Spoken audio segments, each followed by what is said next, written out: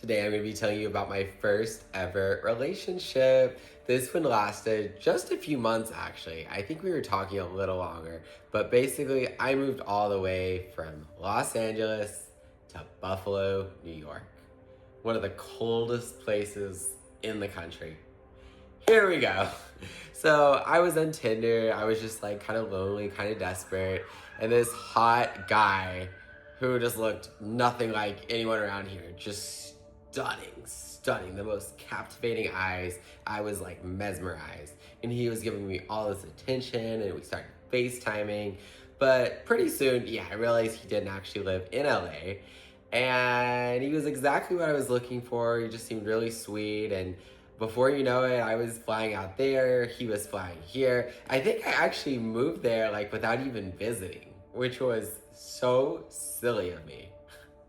I knew I didn't like the cold, but I wanted to be in love. I was young. I just wanted to try everything. I wanted to get it out of my system. I didn't know if I'd like ever meet that perfect person ever again. Perfect person. We'll get into that later. After talking a few months, what do they call them? Like U-Haul lesbians, how they just move right in together. Well, guess what? The gays are the exact same way. I packed my bags, like I just shipped my furniture all across the country.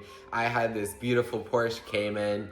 I had to ship that and everything. It didn't have like tires. It wasn't made for the snow. It was like really low to the ground, and it's just like, none of it was practical, okay? I didn't really think this through. All I knew is I wanted to be in love. That was my only priority in life. Screw everything and everyone else. I would just packed up my bags and went. So I got this beautiful 2-bedroom apartment, and it was like very industrial. It was in this old warehouse, and it had so much charm, and the unfinished ceilings, the unfinished concrete floors, the huge windows, the exposed brick walls. It was lovely, and it was like really central to everything in Buffalo. And it was only like $1,000 a month. It was like dirt cheap for a 2-bedroom. Buffalo is just so not for me. Like, I only lasted like 6 months in New York City. Buffalo, I think I lasted like 2 or 3 months. Like, that was not for me. I had to break my lease. It was a whole thing. Okay, but why didn't it work? I have like no hard feelings for him at all. So if he ever sees this, this is nothing personal. He knows why it didn't work. But we both gave it our all. He was like so sweet and very affectionate and very cuddly, and we like legit like really loved each other. And well, it was puppy love. We didn't like know real love. Like, I don't know if I've ever known real love. Like, that's the sad part. I've been in a relationship for 2 years. I had one for 6 months. Like, they come and they go, but real true love, like, I don't know. I feel like you have to like be dating someone for like 3-5 years plus to like really know what that means. I had like our own little like couples TikTok, and like we would like make all these cute videos together, and we did like the boyfriend tag, and it was adorable. I was like so proud to show him off on the internet, and I remember I even had like a post on my Instagram, and I just like wanted to let everyone know. It was just so cute. I don't know if he ever posted me on his Instagram, but to this day I don't think he posts much of anything on Instagram. We actually connected more recently. I think I reached out to him just to see how he's doing. He actually lives in LA now, which is the funny part. And we went like years without talking. So he lives here and we're not together. How did it wind up like that?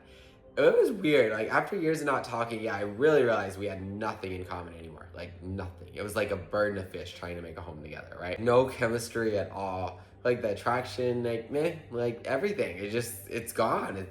Like, it's crazy how like time is like everything, right? But it was bound to fizzle out eventually. But I just like, Buffalo, he warned me. He's like, if you stay here all winter, he's like, you realize there's gonna be snow on the ground like for the next 6 months. He's like, you're gonna be stuck with snow. And I'm used to living in LA where it's like 70 degrees year round. So that didn't sound too appealing to me. I just remember both of us were trying to learn how to cook for each other, and our food probably wasn't the best, but it was really sweet. Yeah, we never did much in Buffalo. I guess there's not a ton to do, but we didn't like get out much, try restaurants.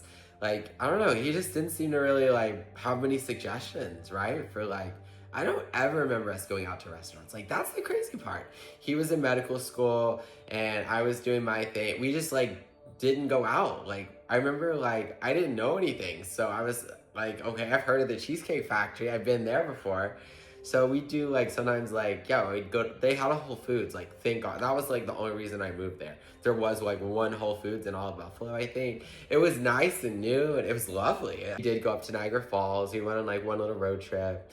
But everything was just kind of like my idea, you know? Otherwise we'd just be homebodies and hermits. And I was like more of a side at the time.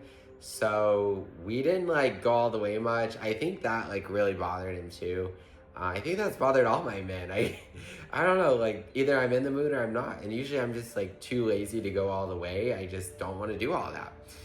So that was kind of a problem, I guess. He like they beg for it, and I just I love that men want me. I gotta want it back, you know. It's too easy to just say, oh, I'm too tired, I'm not feeling it, it's too much work. Family lived there, but the weird part was he wasn't close with his family. I lived there for months, never met a single family member or a single friend of his. That was a red flag. It was just really weird to me. I don't know, like I've always kind of kept to myself too, but you'd think at least someone you have to introduce to, like, or anyone, right?